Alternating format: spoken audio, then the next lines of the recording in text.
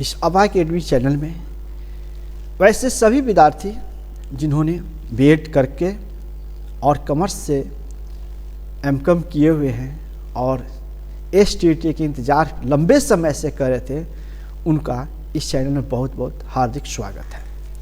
आप लोगों को एक कॉमर्स एसटीईटी 2023 में जो अभी फॉर्म फिलअप हो रहा है, इसके सिलसिले में बहुत सारे यूट्यूब पर वीडियो आया हुआ है और हो सकता है कि आप लोग बहुत सारे वीडियो देखे भी होंगे या कहीं से जानकारी जुटाने की कोशिश ज़रूर किए होंगे। लेकिन मैं आपको एक जानकारी देना चाहता था, लेट वीडियो लेकर आया हूँ, लेकिन थोड़ा आपके काम के लिए वीडियो आएगा, इसलिए इस वीडियो को अंत तक देखिएगा। ऐसा न कि आप एक बड़ी मेहनत के बाद एमकॉम तक पहुँचे होंगे, क्योंकि एमकॉम पहुँचने का मतलब हुआ आईकॉम, बीकॉम और एमकॉम, और उतना ही से नहीं सरकार आपको छोड़ा है, एक आपके साथ एक बीएड का भी डिग्री मांग किया है। और आज के डेट में बीएड की डिग्री एक महंगी कोर्सों में गिनती हो रही है। 1.5 से लेकर 2 लाख तक खर्च करने के बाद ही बीएड हम लोग कर पाते हैं। तो ये बीएड और एमकॉम, बस इसकी ज़रूरत आपको एक टीचर बनने में ही काम आएगा। और किसी कारण से ये मौका आप चूक गए तो फिर समझ लीजिए कि कुंभ का मेला है, जैसे वो 10 वर्ष पे आता है कि 12 वर्ष पे आता है, हमको थोड़ा नॉलेज नहीं है, इसी तरह एक कुंभ का मेला था। चूँकि हम खुद एसटीईटी क्वालिफाई हुए हैं और चूँकि इस चीज़ को हम समझ सकते हैं कि हम लोग एक लकी थे कि उस समय 2011 की परीक्षा में हम लोग बैठ गए, नहीं तो शायद आप लोग के साथ इस परीक्षा में हम भी आज बैठते। लेकिन उस समय एक शर्त नहीं था कि बीएड आप कर आइए, उस समय शर्त था कि आप बिना बीएड किए भी इस परीक्षा में बैठ सकते थे। और हम लोग उसी में के स्टूडेंट हैं कि हम लोग विदाउट बीएड किए एसटीईटी की परीक्षा 2011 में दिए थे, जो पहला बिहार का एसटीईटी परीक्षा हुआ था। और हम लोग खुद बीएड करने मतलब एसटीईटी क्वालिफाई करने के बाद सरकार का एक अध्यादेश आया कि अगर आप बीएड नहीं करिएगा तब तक हम अपने स्कूलों में आपको टीचर के रूप में नियुक्ति नहीं करेंगे। तब हम लोग जाकर बीएड किए, यानी हम लोग में रिस्क कम था। एसटीईटी क्वालिफाई थे, बीएड कर आए तब टीचर बन गए। लेकिन आप लोग में कि पहले बीएड कर आए हैं और अब आप लोग के साथ एसटीईटी का गेम है और ये निकल गया। तो एक पात्रता परीक्षा है, आपको नौकरी नहीं सरकार देने जा रही है, ये आप एसटीईटी क्वालिफाई करिएगा, नौकरी मिलने का एक रास्ता है। ये नहीं है कि जितने लोग एसटीईटी वाली क्वालिफाई इस बार कर जाएंगे सबको नौकरी दिया, वैसा कुछ नहीं शर्त है सरकार का। आपके लाइफ टाइम प्रमाण पत्र दे दिया जाएगा, जब जब सरकार के पास वैकेंसी आएगी, सीट आएगी, आपको बहाली के लिए बुलाएगी, आप उस एप्लीकेशन को फाइनल कीजिएगा, आपकी बहाली होगी। तो चलिए थोड़ा डिटेल में समझे, समय लगेगा, लेकिन ये वीडियो आपका अंतिम वीडियो होगा इस पेपर को चुनने का। तो देखिए इसमें जो 2023 में, तो 2023 में 11 में टीएटी होता और 12 में हुआ था। आप समझ सकते हैं, आप कॉमर्स के स्टूडेंट हैं, मैथ ज़्यादा गुना भाग आप समझते हैं, ये लगभग 12 साल की बाद वैकेंसी एसटीईटी की परीक्षा हो रही है। और जो 11 में पास किए हुए थे ना, उन्हीं का प्रथम चरण, दूसरा चरण करते करते छठा चरण तक बहाली लिया गया है। यानी 2011 में जो क्वालिफाई किए थे उनकी भी बहाली प्रथम चरण में सबका नहीं हुआ था। धीरे धीरे करते करते ये 10 वर्ष लग गया इनको वैकेंसी बहाली करते हुए। तो अगर आपको यहाँ डिटेल समझना है कि ये बिहार एक मतलब पहला एक राज्य होगा जहाँ कॉमर्स की वैकेंसी नहीं निकालती है, वहाँ अकाउंटेंसी के निकालती है। ईपीएस से किसी राज्य में जाइएगा तो कॉमर्स की वैकेंसी निकलती है, कॉमर्स के टीचर बहाल होते हैं। यहाँ आपको सब्जेक्ट वाइज कर देता है। तो यहाँ थोड़ा सा ध्यान रखेंगे कि जो आप अकाउंटेंसी देख रहे हैं, ईपीएस देख रहे हैं, 2011 का जब एसटीईटी आयोजित हुआ था तो उस समय सरकार की तरफ 2 ही पेपर को कैंडिडेट के फॉर्म भरना था।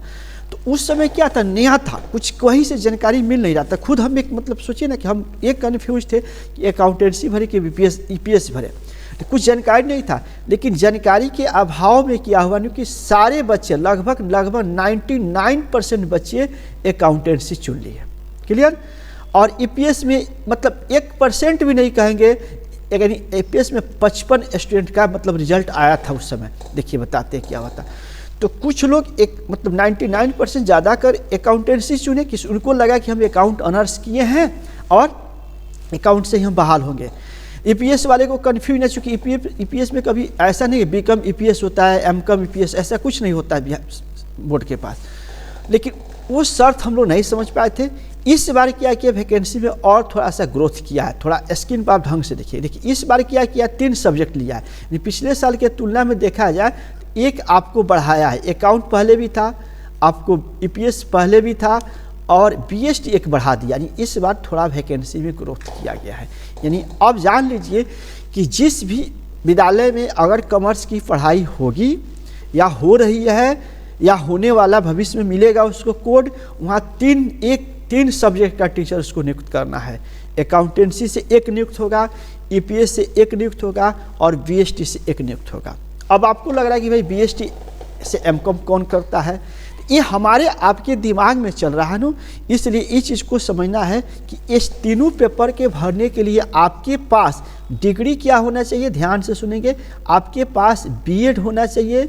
देखिए पहला आप बीएड क्वालिफाई हो, ये कोई यानी कि बीएड एम कॉमर्स से हो, बीएड बस सिर्फ बीएड में आपको चाहिए और प्लस आपको एमकॉम चाहिए बस। एमकॉम किस चीज़ से चाहिए, इसमें कुछ नहीं, एमकॉम इन नहीं होता है, एमए इन इंग्लिश होता है, एमए इन हिंदी होता है, एमए इन हिस्ट्री, एमकॉम इस तरह का कोई नहीं है। कहीं कहीं छोटा मोटा यूनिवर्सिटी है वो लगा लिया है, प्राइवेट गवर्नमेंट यूनिवर्सिटी में एमकॉम सीधे डायरेक्ट। आप समझिए कि एमकॉम किए हैं और बीएड किए हैं तो आप यहाँ तीनों पेपर की परीक्षा दे सकते हैं, तीनों पेपर की परीक्षा में बैठ सकते हैं। लेकिन आप टीचर किसका बनेंगे ये कन्फ्यूजिंग है। आपको लग रहा है कि हम अकाउंट ऑनर्स है, अकाउंट ऑनर्स की परीक्षा देंगे तो हम अकाउंट ऑनर्स के टीचर बनेंगे। जी हाँ, अगर आपने अपना एसटीईटी का जो पेपर अकाउंटेंसी चुन लीजिएगा तो आपको अकाउंटेंसी क्वालिफाई करने के बाद आपके अकाउंट का ही टीचर बनिएगा, बीएसटीपीएस का सीट खाली जाएगा, आपको वहाँ बहाली नहीं किया जाएगा, ध्यान रखेंगे। जो बच्चे ईपीएस वाला चूज करेंगे, आपको बार बार कह रहे हैं कि आपके पास बीएड है, एमकॉम, आप अकाउंटेंसी का भी फॉर्म भर सब्जेक्ट चुन सकते हैं, ईपीएस भी चुन सकते हैं और बीएसटी भी चुन सकते हैं। एक कोई बाउंडेशन नहीं है कि आप अकाउंट ऑनर्स किए तो सिर्फ अकाउंटेंसी चुनिएगा, नहीं। आप ध्यान से सुनिए, आप तीनों पेपर में कोई पेपर लाइक चुन सकते हैं, तीनों का एग्जाम, तीनों से आप टीचर बन सकते हैं। लेकिन यहाँ अगर आप बहाली के समय जाइएगा तो अगर अकाउंटेंसी से एसटीईटी निकाल के आइएगा तो आपको सिर्फ अकाउंटेंसी के सीट पर बहाल किया जाएगा। जो बच्चे बीपीएस के फॉर्म भरेंगे और ईपीएस में क्वालिफाई करके आएंगे उनको ईपीएस के स्थान पर बहाली होगा, और जो बीएसटी भर के आएंगे और बीएसटी पास करके आएंगे तो उनको बीएसटी पर नियुक्ति होगा, ये ध्यान रखिएगा। इसलिए यहाँ एक बार हम जोर देकर समझाना चाहते हैं कि आप चाहे तो आप एमकॉम किए हैं, बीएड किए हैं, आप अकाउंट ऑनर्स किए, उससे कोई मतलब नहीं है। आप एमकॉम प्लस बीएड है, आप अकाउंटेंसी से भी भर सकते हैं, ईपीएस से भी भर सकते हैं और बीएसटी से भर सकते हैं। अब डिसाइड करने कि आपको किस में भरना है। मैं नहीं कह रहा हूँ कि आप ईपीएस से भर दीजिए, आपको देखिए नीचे बताएंगे, पूरे वीडियो देखिएगा, बहुत सजा के वीडियो लाए हैं। अब इसमें है बिहार कॉमर्स में, देखिए ये आपका जो बच्चे पास करेंगे ये बिहार कॉमर्स एसटीईटी के नाम जानेंगे, उनका उत्तीर्ण हो गए, जो 7वां चरण में उनकी नियुक्ति आएगी तो उनको इसमें से जो मतलब एसटीईटी क्वालिफाई करेंगे उनको बुलाया जाएगा, उनकी नियुक्ति उसमें होने का संभावना है, सबका नहीं होगा, ध्यान रखेंगे। चलिए इसमें आपको आहारता में ये आपके जो बोर्ड पर लंच किया गया उसी में से कटिंग किए, भारत के नागरिक हो और बिहार राज्य के निवासी हो। देखिए एक बहुत बड़ा शर्त लगा दिया है, बिहार राज्य के निवासी होना चाहिए आपको, यानी बिहार का आवासीय प्रमाण पत्र आपको हर हाल में सबमिट करना चाहिए। देखिए इसमें जो आपका एक चीज़ नीचे देख लेंगे, ग नंबर पॉइंट जो पेपर 2 के तहत वाणिज्य संख्या के अंतर्गत आने वाले विषय के, देखिए यहाँ क्या लिख रहा है, 50% स्नातक एमकॉम की डिग्री होना चाहिए और पिछड़ा जाति पिछड़े वर्ग 5% छूट आपको मिलेगा, जो 45% हो जाएंगे। ये आप चीज़ समझ सकते हैं। आपको बस ये ध्यान रखना कि एमकॉम में अगर 50% और बीएड में 50% अंक से पास हुए हैं तो आप फॉर्म भर सकते हैं। अगर रिजर्वेशन कोटा से आते हैं तो 5% और आपको छूट मिलेगा। अगला जो पॉइंट होगा पैटर्न, एग्जाम का पैटर्न थोड़ा समझ लीजिए, बाकी चीज़ आपको क्या लगना सारी चीज़ मिल जाएगा। देखिए आप जो पेपर का एग्ज़ाम चुनिएगा तो उसमें 150 की परीक्षा होगा, ये 50 नंबर सबको देना है। शिक्षण और कला और दक्षता, ये 50 नंबर सबको देना है, चाहे वो अकाउंट चुने, चाहे ईपीएस बीएसटी चुने, चाहे ईपीएस चुने, ये तीनों में से कोई भी आप चुनिएगा 50 नंबर आपको एग्ज़ाम देना पड़ेगा, ठीक है। अगर आप अकाउंट चुनिएगा उस वक्त आपको सिर्फ अकाउंट के ही सवाल पूछा जाएगा, अकाउंट से ही सवाल रहेगा। अगर आप बीएसटी चुनते हैं तो आप बीएसटी का ही सिर्फ सवाल रहेगा, ईपीएस चुनते हैं तो सिर्फ ईपीएस का ही सवाल रहेगा। यानी एग्जाम सेंटर में आपको अलग अलग सवाल होगा। जो बच्चे अकाउंटेंसी लिए होंगे उनको अकाउंटेंसी का ही सवाल मिलेगा, जो बीएसटी से अप्लाई किए होंगे वो बीएसटी से अप्लाई करें उनका सवाल होगा, ईपीएस वाला ईपीएस होगा। अब आते हैं थोड़ा सा हम लोग सिलेबस पर चल जाते हैं, क्योंकि हम कुछ वीडियो यूट्यूबर का देख रहे थे, क्योंकि हम एक टीचर हैं और हमने जो 11वीं इस एग्ज़ाम को दिए थे, हम लोग को कोई मार्गदर्शन देने वाले नहीं था, ऐसे ही भरे, ऐसे ही निकल गया, ऐसे ही नौकरी लग गया, ठीक है। लेकिन हम ये जरूर समझ सकते हैं कि अगर ये चीज़ हम लोग समझते तो निश्चित रूप से आज हम लोग को भी परेशानी नहीं होता, घर के पास नौकरी करते, घर से दूर नहीं करना पड़ता, ठीक है। और एक कमाने की धंधा है। बहुत सारे लोग तो 2500 3000 का कोर्स ऑनलाइन जारी कर दिए, उन लोग को संग से सिलेबस में नहीं मालूम है। बड़े बड़े टीचर हैं, सीए के पढ़ाते हैं, लेकिन बिहार बोर्ड की जानकारी नहीं रखते हैं। बिहार बोर्ड किस तरह के क्वेश्चन पड़ेगा उनको रत्ती भर नॉलेज नहीं है। बस आपका पैसा ठगेंगे, आपको सिलेबस पढ़ाएं क्या, आपका लड़े ना लड़े उसका गारंटी वो थोड़े ले रहे हैं। आपका जाए भाड़ उससे क्या मतलब, पैसा कमा लेगा। दे यहाँ समझेंगे तो थोड़ा देर के लिए समझेंगे। यहाँ पर देखिए, यहाँ पर अकाउंटेंसी में जो सवाल होगा आपको 11-12 का अकाउंट पढ़ना होगा, ध्यान से। ये मस्ट, मतलब समझ लीजिए कि मस्ट 11-12 का अकाउंटेंसी पढ़ना पड़ेगा। अगर इससे आपको टाइम पड़ता है तो थोड़ा ग्रेजुएशन के देख सकते हैं। अगर टाइम है तो देखिए, लेकिन टाइम की अभाव है तो ये ग्रेजुएशन वाला मत पहले देखिए, पहले आप 11-12 को उठाइए, 11-12 का सिलेबस पढ़िए। अकाउंटेंसी का ओनली, ईपीएस बीएस नहीं डालिएगा उसमें, ऑब्जेक्टिव बेस वाला क्वेश्चन पढ़िए। इसलिए 11 का क्वेश्चन 11-12 का हम पिछले बार दिए थे, पूरा 100% 11-12 का अकाउंटेंसी था।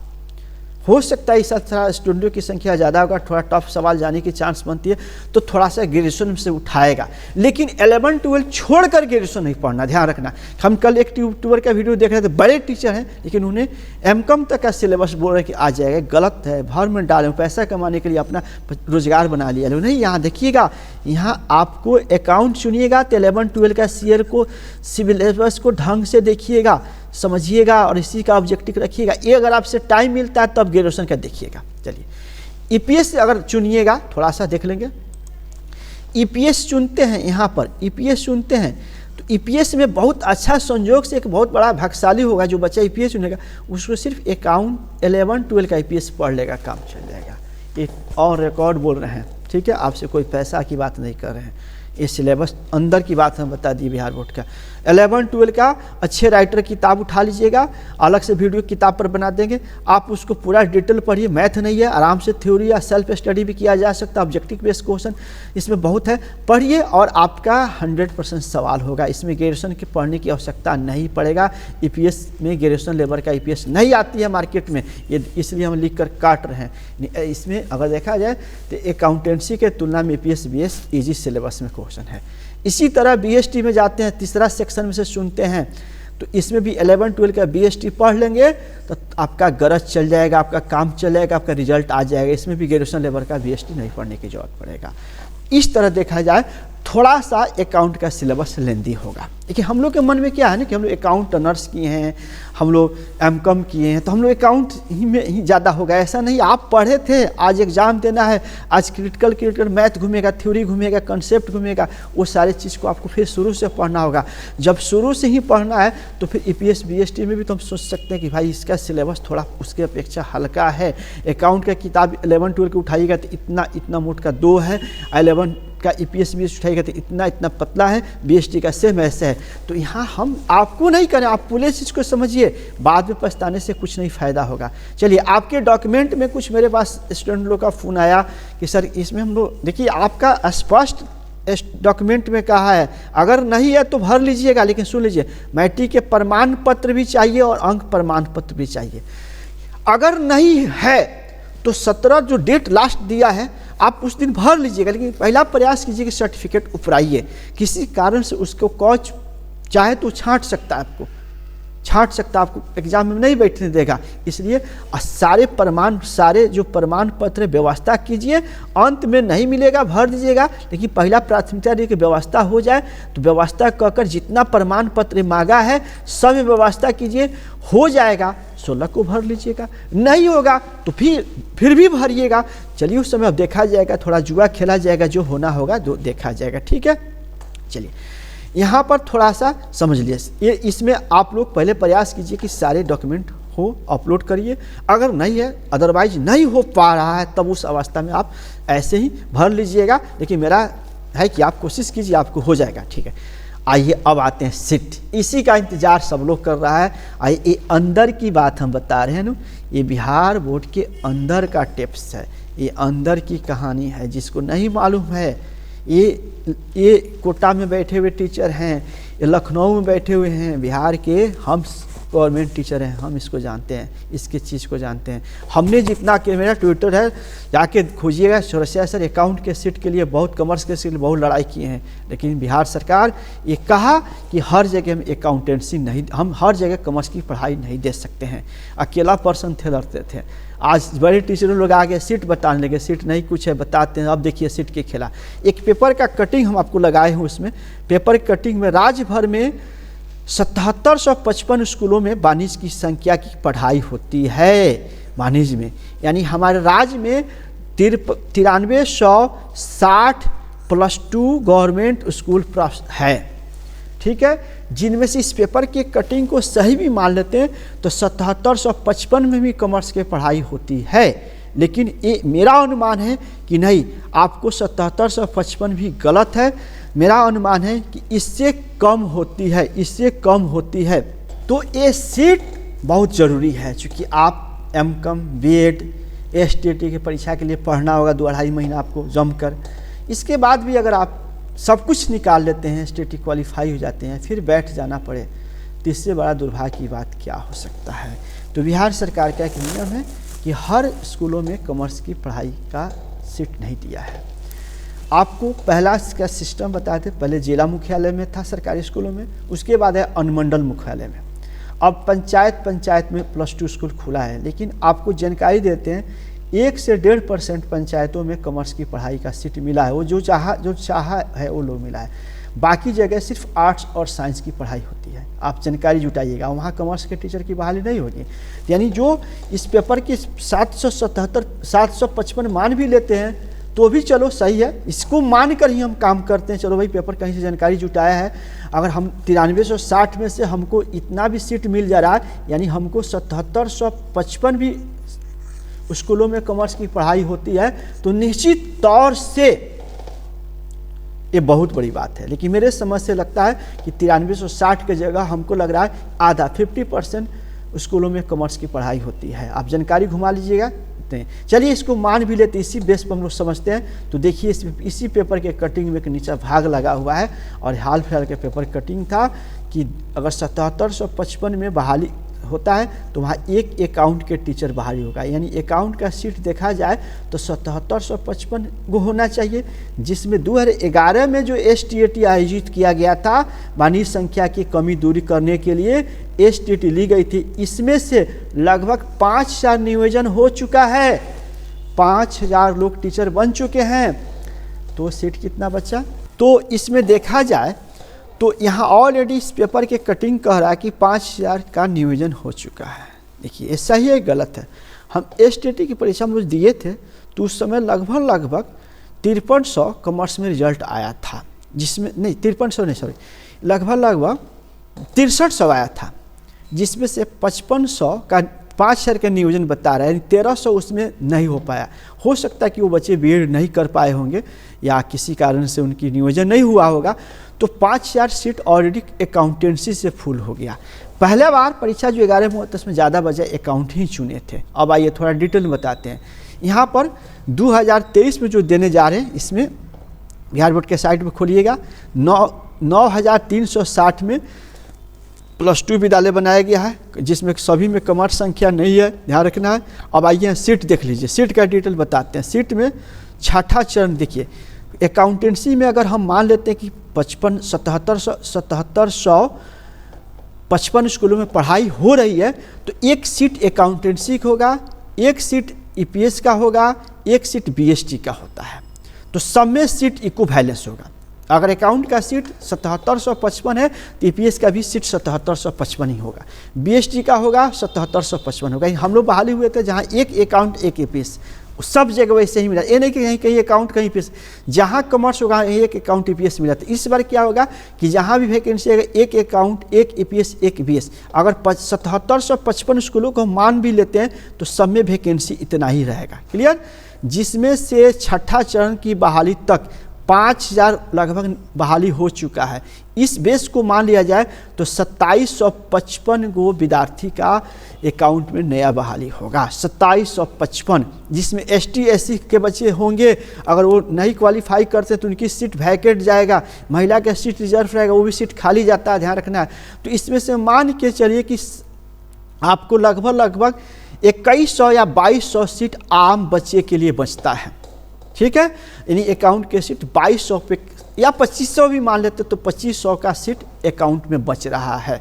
ईपीएस में जो बहाली हुई है मात्र मतलब 55, जो बच्चे नहीं जाने थे भर लिए थे, अनजाने में भर लिए थे, चाहे एमबीए किए थे भी उभर लिए, उनकी बहाली हो गया। तो उसमें लगभग 7000 सीट ईपीएस में बचा है। अभी 7000 सबसे बिजोड़ ऑफर है, 7000 सीट बचा है।